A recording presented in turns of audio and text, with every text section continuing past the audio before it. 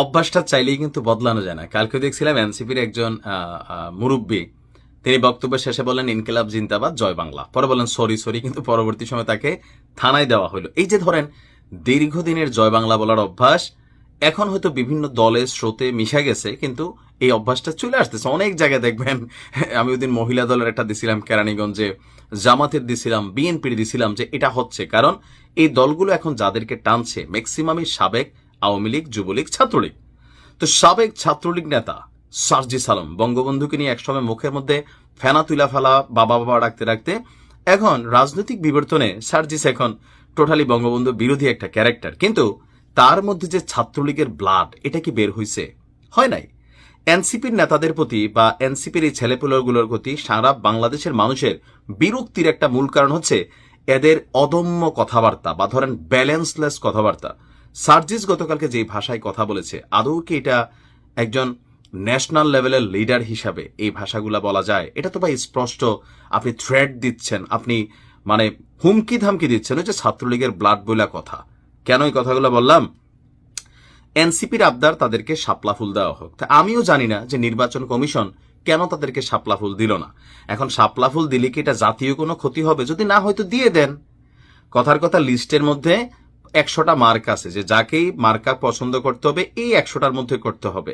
এখন এনসিপির ছেলেরা তারা যদি শাপলা ফুলটা দাবি করছে, তো একটা লম্বা সময় ছিল, এই সময়ের মধ্যে আপনি শাপলা ফুলটাকে অ্যাড করে নিতেন। নির্বাচন কমিশনের আমি অবস্থা বুঝি না, আমাদের দেশে যেটা হয় এখন শাপলা ফুলটাকে তারা অ্যাড করে নাই। এনসিপির চয়েস ছিল শাপলা ফুল। আমার কথা হচ্ছে যে যদি এটা দিলে কোনো ক্ষতি না হয়, তো কেন এটা অ্যাড করলেন না? না করে এখন এই যে আরবার একটা ক্যাপচা লাগাইতেছেন। তো যাই হোক, নির্বাচন কমিশন কোনো কারণে অ্যাড করে নাই। তো তারা গতকালকে যখন এখানে গেছে, তাদের মার্কা হিসাবে শাপলা ছাড়া অন্য মার্কা নিতে হবে, নির্বাচন কমিশন থেকে বার্তা দেওয়া হয়েছে। এরপরে সার্জিসের ভেতরে আবার থাকা ছাত্রলীগে আমি বলবো এই ভাষা নতুন বাংলাদেশের ভাষা হইতে পারে না। কি বলতেছে দেখেন, এনসিপির মার্কা অবশ্যই শাপলা হতে হবে, অন্য কোনো অপশন নাই। না করলে কি করবেন? মারবেন, মব তৈরি করবেন, এরকমই। কিন্তু না হলে নির্বাচন কিভাবে হয় আর কে কিভাবে ক্ষমতায় গিয়ে মধু খাওয়ার স্বপ্ন দেখে সেটা আমরাও দেখে নেব। কেন বাবা, তুমি কি গুন্ডা পান্ডা? তুমি কি সন্ত্রাসী? তুমি কি ফ্যাসিস্ট আওয়ামী লীগের মতন ওই রেজিমের ভাষা ব্যবহার করছো যে কিভাবে নির্বাচন হয়? তুমি কে? মানে হু আর ইউ? এনসিপি তোমার নেত্রী, তুমি এখন পলিটিক্যাল ক্যারেক্টার, ওই যে আগের যে জায়গায় ছিল সেটা নাই। তোমার ভাষার মধ্যে একটা কি বলা হয় যে মান্যতা থাকতে হবে, মান্যতা। তোমরা যেই ভাষায় কথা বলো, আমিও তোমাদের পক্ষেই যে শাপলা দিলে সমস্যা কি? এখন দেয় নাই, নির্বাচন কমিশনের কাছে তোমরা হয়তো আবদার করতে পারো বা সামহাও এখানে একটা প্রেশার ক্রিয়েট করতে পারো বা এটার একটা প্রতিবাদ জানাইতে পারো, কিন্তু ভাষাগতভাবেই যে সন্ত্রাসী স্টাইলের ভাষা, এটা তো এক ধরনের কিভাবে নির্বাচন হয় দেখা দিব, মানে মানে কি করবা? ঠিকমতো একটা ঠাপানি দিলে একসময় তোমাদেরকেও খুঁজে পাওয়া যাবে না। এই যে ধরো একটা সিচুয়েশনের মধ্যে এই ধরনের কথা আওয়ামী লীগ বলতো, সাদ্দাম বলছিল না সরকার পতনের আগে যে মিছিলে যারা যাচ্ছ দেখা নিব এক একটারে, এই আন্দোলন থাকবে না, ছাত্রলীগ থাকবে। কই গেছে? সাদ্দামই তো দৌড়ের উপরে। তো তুমি তো সাবেক ছাত্রলীগ, এখন হয়তো অনেক বড় নেতা হইছো। আমি বরাবরই বলি যে ভাষাগত প্রয়োগ মানুষের কলিজার মধ্যে ঢুকতেছ, বের হয়ে যাচ্ছ। এনসিপি তাদের জনসমর্থন কোন লেভেলে হারাই ফেলছে, ইউনুস আর মানে আক্তারকে দেখা বোঝা উচিত যে আক্তারের যদি এই অবস্থা হয়, তোমার কোন অবস্থা আছে? তোমার কয়শো নেতা কর্মী মাঠে আছে, এখন যারা আছে সুবিধাভোগী, এরা কেউ থাকবে না রে ভাই। তুমি তো এটা বোঝো না? বোঝো? আজকে আওয়ামী লীগের দেখেই বিশাল, কই আছে কেউ? বিপদে পড়লে কেউ থাকে না। দাবি দাওয়া থাকতে পারে, যৌক্তিকভাবে সেটা আদায়ের জন্য মানিজ্জত দিয়ে কথা বলা দরকার। ধৈর্যাই নির্বাচন কিভাবে দেখাই দিব, যারা ক্ষমতা গিয়া মধু খাওয়ার সত্ত্বেও তুমি ক্ষমতা গেলে কি খাবা? শুরুরা খাবা? আমরা এই ধরনের সমালোচনাগুলো করতে চাই না, কিন্তু তোমরা বাধ্য করো।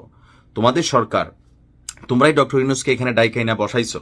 তো ডক্টর ইউনূস সরকার ব্যর্থ মানে তোমাদের উপরে চাপ আসতেছে, উনি কেন করতেছে না? পারলে ওনার বিরুদ্ধে কথা বলো, ওনাকে নিয়ে তোমরা সমালোচনা করো যে আপনি কেন করতেছেন না, কিন্তু নির্বাচন হইতে দিব না, এটা তো ভাই মানে একটা ফেসিবাদী আওয়াজ, এর বাহিরে কিছুই না।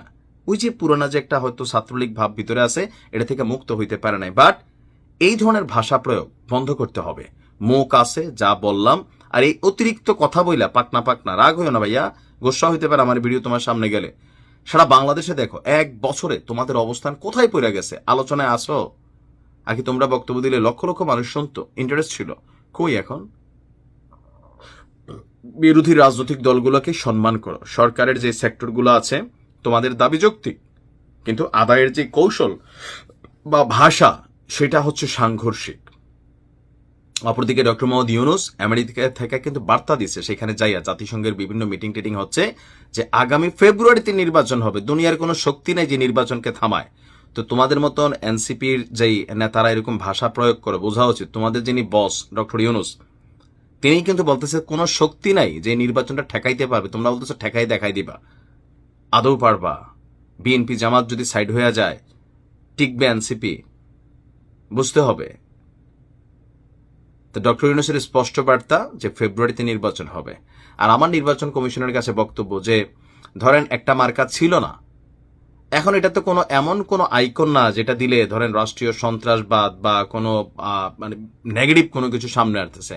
শাপলা চাইতে পারে, পোলাফাইন পদ্ম ফুল চাইতে পারে, গোলাপ ফুল চাইতে পারে, আমি জানি না ওই মার্কাগুলো আছে কিনা। তো এটাকে কেন আসলে ইনক্লুড করা হলো না? এটাও কি আবার কোনো পলিসি নাকি যে দেশটার মধ্যে একটা গুতাগুতি লাগানোর? আপনারা তো এই কাজটা করতে পারেন, এটা করলেন না, না কইরা এই যে আবার একটা ভেজাল, যেহেতু ছেলেপেলেগুলো আগে থেকে আপনাদের কাছে দাবি করছে সেটাকে ইনক্লুড করে নিতেন, না নিয়া এখন আবার একটা পেচকি লাগাইতেছেন। নির্বাচনের আগে নানান ধরনের পেচকি ষড়যন্ত্রমূলক অ্যাক্টিভিটিস কিন্তু এখানে ঘটবে, সাবধান থাকতে হবে। ভালো থাকুন।